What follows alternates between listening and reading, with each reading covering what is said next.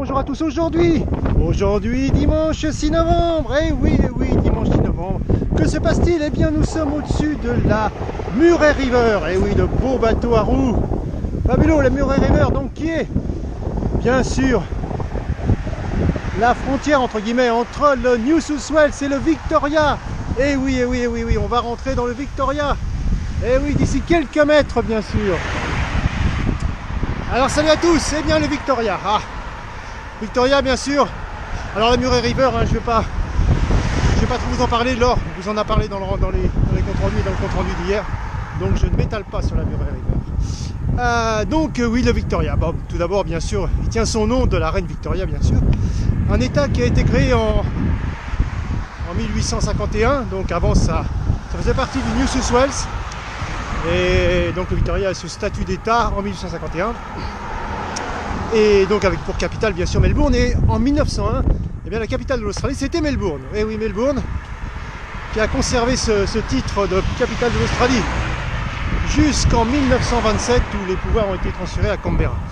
Donc le Victoria c'est 5 300 000 habitants, donc c'est pas un gros état au niveau de la superficie, mais au niveau de la population c'est un état assez important, bien sûr grâce à la grande ville de Melbourne qui fait plus de 4 millions d'habitants. Et donc Melbourne et le Victoria en général ont bien sûr accueilli beaucoup d'émigrés après la Deuxième Guerre mondiale, donc italiens, chypriotes, grecs, surtout grecs. Il faut savoir qu'il y a une colonie grecque de plus d'1 million de personnes à Melbourne et dans le Victoria. On dit souvent que Melbourne est la deuxième ville la plus peuplée de Grecs au monde après Athènes. Voilà un petit peu. Donc voilà, décidément il y a la circulation. Le Victoria, donc c'est un état très dynamique. On estime que la population sera à peu près à 7 300 000 en 2050, donc il y a de la progression au niveau de la démographie. Un état très progressif, puisque en 1999, lors du vote sur le mariage gay, c'est l'état qui a le plus voté majoritairement favorablement au mariage gay. Que dire d'autre? Eh bien, beaucoup d'universités, 70 000 étudiants donc à Melbourne ou dans le Victoria en général, mais certainement à Melbourne. Et puis aussi, bien sûr, une ville de sport, bien sûr. Alors, je vous montre en même temps que je vous parle. Voilà. On arrive donc dans le Victoria. Et donc, une ville de sport, comme je le disais, donc avec tout d'abord donc le sport numéro 1 qui est le football australien, qui est le sport roi ici. Il faut savoir que sur 18 clubs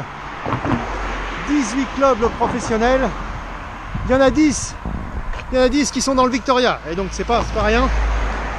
Bien sûr, quand on parle de sport, on ne peut pas oublier, bien entendu, les Jeux Olympiques de 1956 à Melbourne.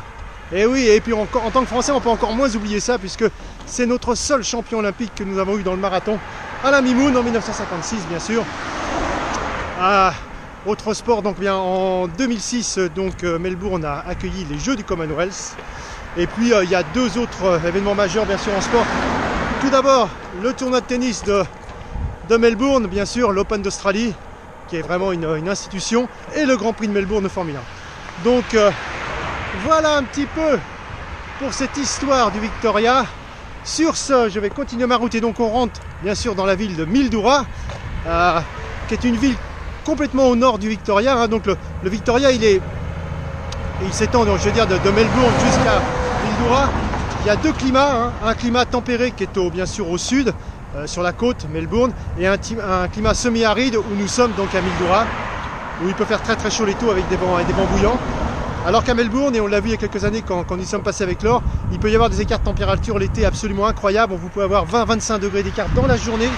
Mais je dis pas entre le soir et le matin, non, dans la journée, parce que vous avez bien sûr cet air qui remonte. Je vous montre le panneau. Cet air qui remonte bien sûr de l'océan austral.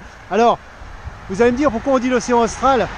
C'est les Australiens, on n'appelle pas ça l'océan Indien, chez eux on appelle ça l'océan austral. Et en fait, le nom d'océan austral, c'est le nom de l'océan Antarctique. Et donc, bien sûr, vous avez des courants d'air très froids qui remontent de temps en temps donc, sur Melbourne, et qui font changer les températures en très peu de temps. Voilà pour le côté un peu climatologie. Sur ce, je vous dis ciao, portez-vous bien. Salut à toutes, salut à tous, à bientôt.